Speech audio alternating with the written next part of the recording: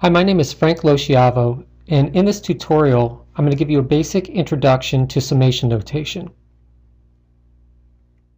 Let's first get started by learning some basic symbols.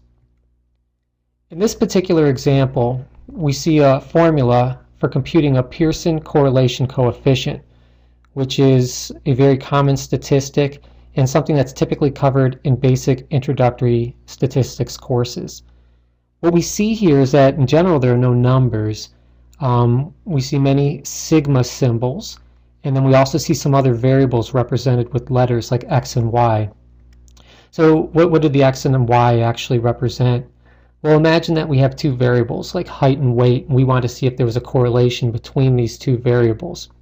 Well, instead of having the word height in our equation, and instead of having the word weight in our equation, we're just going to simply substitute letters x and y. It's really that easy.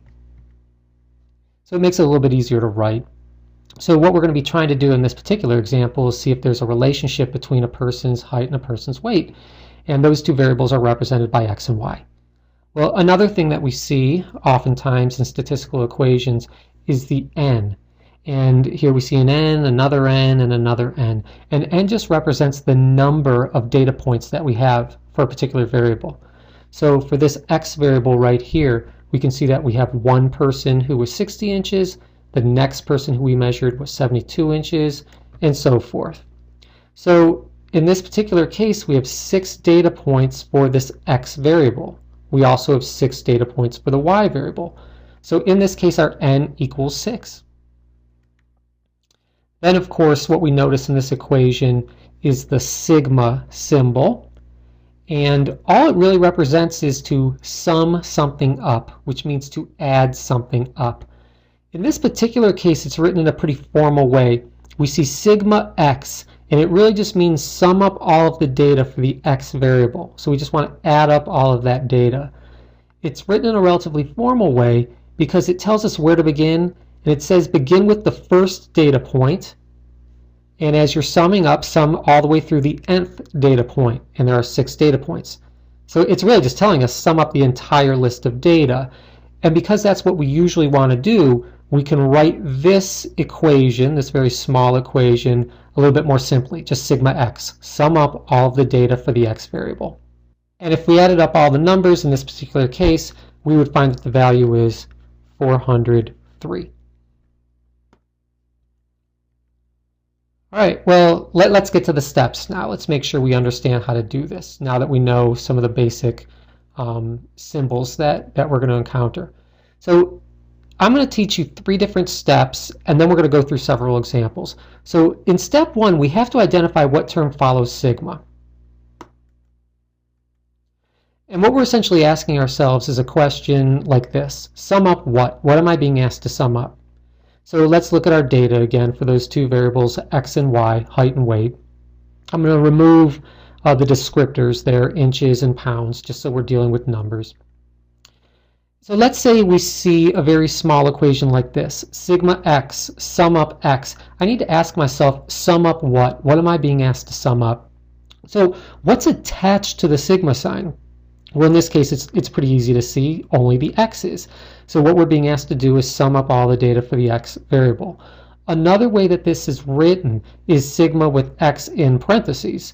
The parentheses aren't really adding anything new here. Again, we're just saying sum up x.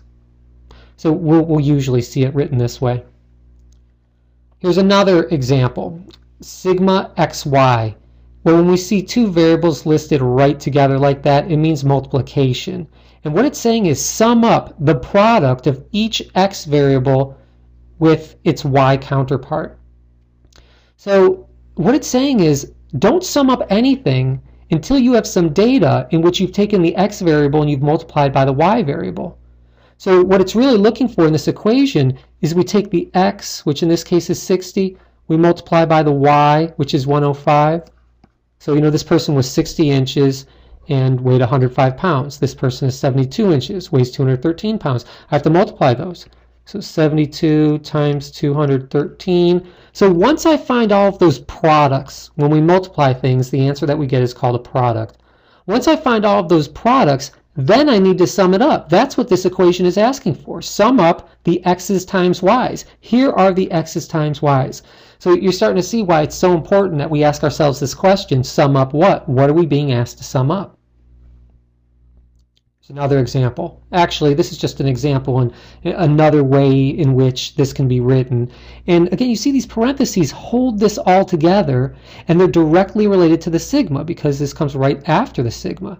So this is the way you will typically see it because it's written a little bit more parsimoniously. It's a little bit simpler. Here we have the sum of x, that quantity squared. So again, I want to ask myself in step 1, sum up what? Well, all I am being asked to do is sum up x. So I sum up all of these x values. And once I sum up that x variable, I'm not done, then I need to square that answer. So sum up what? It's simply asking me to sum up x. And after I find that sum, after I find that total, I'm going to square it. So you see, it's very important that we ask ourselves this question. What are we being asked to sum up? Here's another example. You can see that these are very similar, but they're asking for very different things. The sum of x squared. So sum up what? It's saying sum up squared x values. So here are all of our x values. What this equation wants us to do is sum up squared x values. So we would have to take 60 and square it, 72 and square it, and so forth. And once we find all those squares, we add them up. In this particular equation, we're being asked to find the sum of x, and then later on subtract 5. So sum up what? Sum up x. And the reason why I know I'm only being asked to sum up x is because in this equation, we essentially have two different terms. It's saying sum up x, and then I'm on to a different term. It's saying later on subtract 5. How do I know that I'm on to a different term? Because there's this mathematical operator in here. So let me give you an analogy. Imagine just a sentence like this, you are smart. There are 3 different words in this sentence. It's just like there are 3 different terms if we would think about this as an equation. And the way that we separate the different parts of a sentence, the different words in a sentence, is by these spaces. Well, in a mathematical equation like this, the way we go from one term to another term is by having some type of mathematical operation in between. So in this particular case, I'd be asked to sum up x. So I'm going to sum up all these x values and then subtract 5. So the answer to the question, sum up what? I'm only being asked to sum up x. Now look and see how that differs from something very similar. This is the sum of the quantity x minus 5. You can see that this quantity is in the parentheses. So this is all being held together, and it's right up next to the sigma sign. So sum up what? What am I being asked to sum up? X minus 5. So what I would actually need to do in this case is subtract 5 from every single x value. So 60 minus 5 would be 55, 72 minus 5 would be 67, and so forth. And once I find all those values, I sum them up. So we're going to get to examples like that soon where we'll go through the entire thing and find these answers. But it's first important that we understand step 1, how to determine what we're being asked to sum up. Now, this equation right here is kind of similar to taking this sentence that we had over here and pushing it all together. This is now one big crazy word. Well, right over here too, this is just one big term in our equation. Here we have 2 terms. There's one. There's a mathematical operator separating it from the second. All right, in step number 2, we set up a table. Essentially what we're going to do is we're going to take this step and make it a little bit more formal. Sometimes we need to, calculate something new before we can add it up, but we're just going to set up a table more formally. So that's what step 2 is all about. All right, so again, we're going to have our heights and our weights, and I'm going to get rid of the descriptors there just so we're looking at the numbers. So now I want to make sure that I have some column labeled with what I'm being asked to sum up. And I'm going to do that by adding different parts to the table when necessary. Well, in this particular equation, I'm being asked to sum up x. I don't need to add anything to this table because I have a column with all of my x values. Let's look at another example. sum up x times y. So sum up the product of the x's times the y's. Nowhere in here do I have x's times y's. So what I should do in step 2 is create a column to my table. So I'm going to create a column that says x times y. And in that column then I'm going to multiply the x's times the y's. So here I would have 60 times 105. I would have 72 times 213, and so forth. Once I have that big long list of values, I can of course compute them and find those products, and then I can sum them up. So I'm just trying to demonstrate how we would add columns to our table. So here we have to ask ourselves from step 1, what are we being asked to sum up? Sum up what? I'm being asked to sum up x. Well, if I'm being asked to sum up x, I already have a column for my x variable. I don't need to add anything. Of course, once I get the sum for that, I'm going to need to square it. So I don't need to add anything for step 2 in this particular case. Let's look at another example.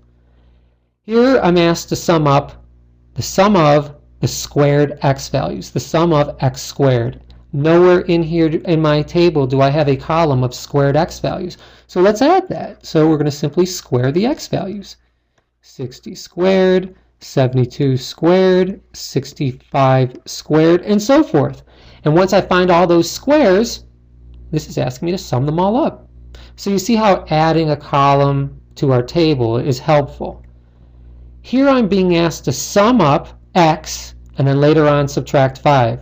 Again, I already have a column for x. I don't need to add anything. I'm going to sum up all of those x values and then later on subtract 5. So I don't need to add anything to my table.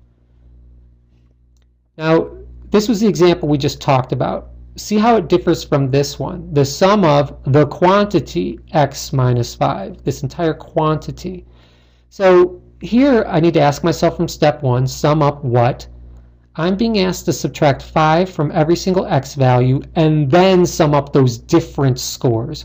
When I subtract something from something else, what I get is a difference score, a difference value. So you can see here it's going to be very helpful if we create a new column, a column of x's minus 5. So I'm going to take 60 and subtract 5, that equals 55. 72 and subtract 5, that equals 67. 65 minus 5 is 60, and so forth. I have all these different scores. Now it will be very easy for me to sum up these different scores that I'm asked for, right down here. That was step 2. Step 3 is the fun part. Now we're going to just simply sum up what we need to sum up. We're going to determine if we have the values that we are asked to sum up in step 1. If we do, we're going to add them up. So we want to ask ourselves another critical question. This question's a little bit more long-winded, but once you kind of practice saying it over and over, it becomes second nature. Do I have a column labeled with what I've been asked to sum up in step 1? So again, we have our data of heights and weights. In this particular equation, sigma x, the sum of x, I'm being asked to sum up x values. Step 2, I need to determine if I need to add some column to our table. Well, I already have a column for x. I don't need to add anything. Now we're on to step 3, and I ask myself, do I have a column labeled with what I've been asked to sum up in step 1? Yes, I do. Well, if I do, it's time to sum it up. So at this point, we can compute the sum of x and actually add up all of these values. And again, we're just kind of going through the steps right now. We're going to go through complete examples in just another couple minutes. So if I was given this equation, sigma xy, I'm being asked to sum up the product of x values times y values. So step 2, I want to see if it's helpful to add a column. In this case, it would be very helpful. So I'm going to add a column of x times y. 60 times 105. 72 times 213, and so forth. All right.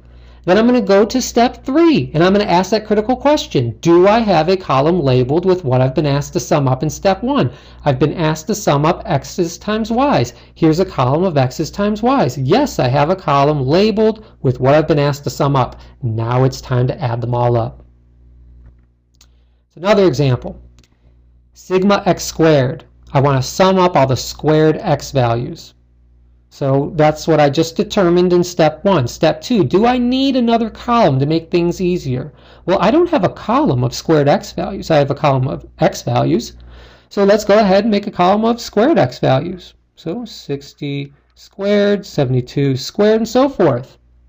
Once I get that work all done, I'm going to ask myself for step 3, do I have a column labeled with what I've been asked to sum up? Look, I do. Now I do. I've been asked to sum up squared x values. I have a column of squared x values. I can sum them up.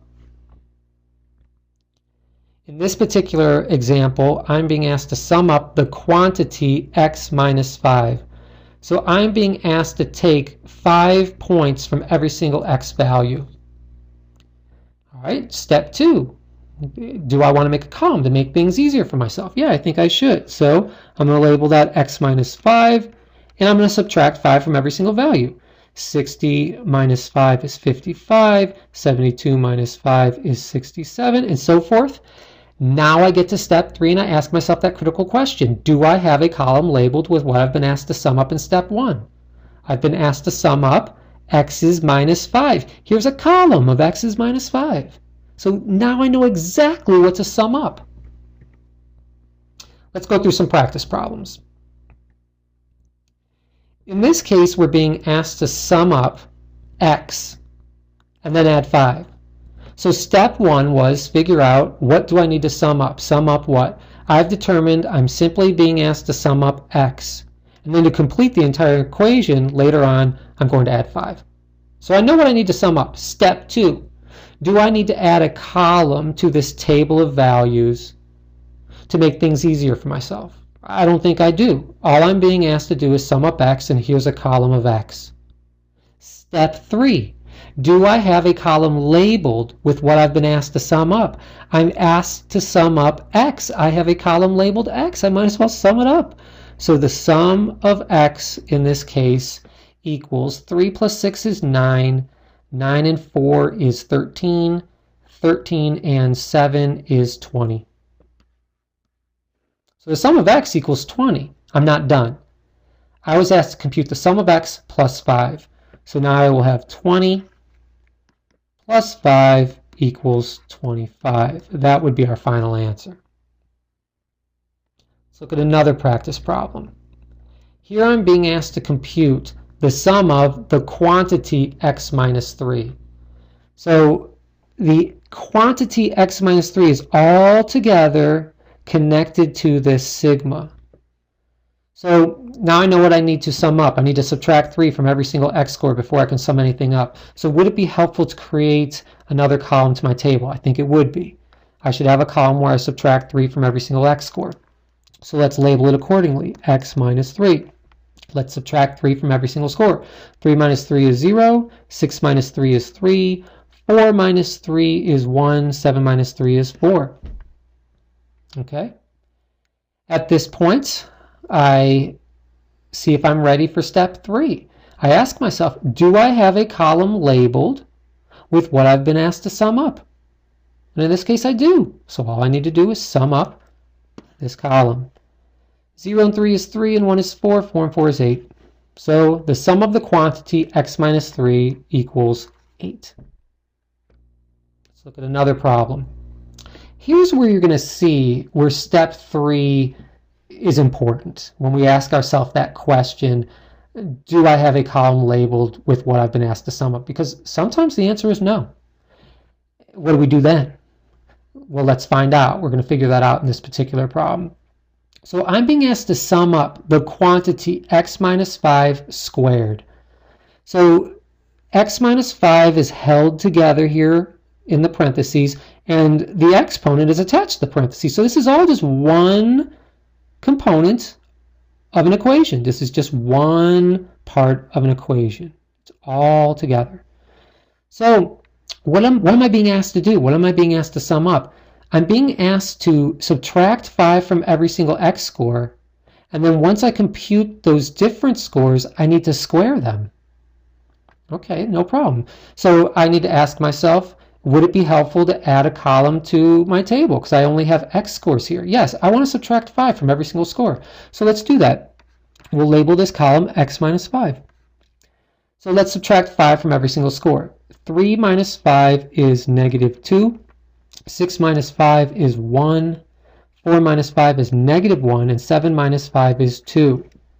All right, that was step 2. Now I go on to step 3 and I ask myself, do I have a column labeled with what I've been asked to sum up? I've been asked to sum up x minus 5, here's a column of x minus 5s, squared. I don't have that. The answer is no. I do not have a column labeled with what I've been asked to sum up. So what I do at this point is I go back to step 2 and I say, all right, is there another column that might be helpful to add to my table? Well, what I need are squared difference scores here. Once I subtract 5, I need to square those values. So let's just create another column. We'll label it x minus 5, that quantity squared. I'm just going to take these x minus 5s and square them. So negative 2 squared is going to equal 4. 1 squared is 1. Negative 1 squared is 1. 2 squared is 4. Now I go back to step 3 and I ask myself, do I have a column labeled with what I've been asked to sum up? And I do. And because I do, I can go ahead and add them up. 4 and 1 is 5, 6, 6 and 4 is 10. So the sum of the quantity x minus 5 squared equals 10. Let's look at another example. This one is pretty similar to that. Step 1, ask ourselves, sum up what? I can see that because we have parentheses, this part of the formula is all connected. It's all attached to my sigma, including that exponent. I'm being asked to add 2 to every single value and then square that sum. Okay? So going to step 2, would it be helpful to create a column? Yes, let's create a column where we add 2 to every single value. So I'll label that x plus 2. 3 plus 2 is 5. 6 plus 2 is 8. 4 plus 2 is 6. 7 plus 2 is 9. Step 3, do I have a column labeled with what I've been asked to sum up? No, I don't. Because I've been asked to square these values. Here I just have a column of these sums where I've added 2 to every single score.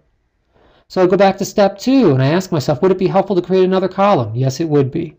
So I take that x plus 2 and I'm going to square it. Here are all the x plus 2's. Let's just square them. 5 squared is 25, 8 squared is 64, 6 squared is 36, 9 squared is 81.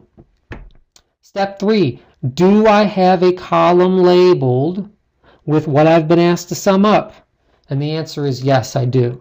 In this particular case, I'm going to need to pull out a calculator real quickly.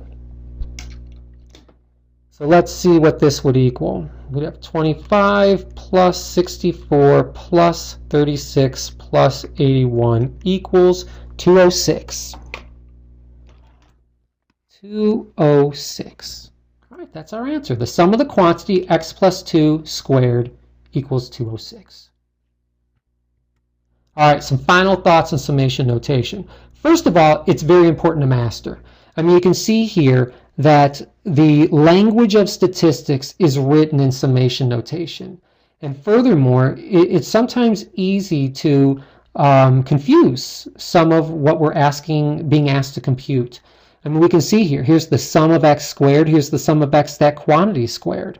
We need to make sure that we can understand the distinctions there. Here's the sum of x times y, here's the sum of x times the sum of y. It's very important to master it. And it's not overly difficult, but as you can see from what we just discussed, it does require practice. So we need to make sure we practice it.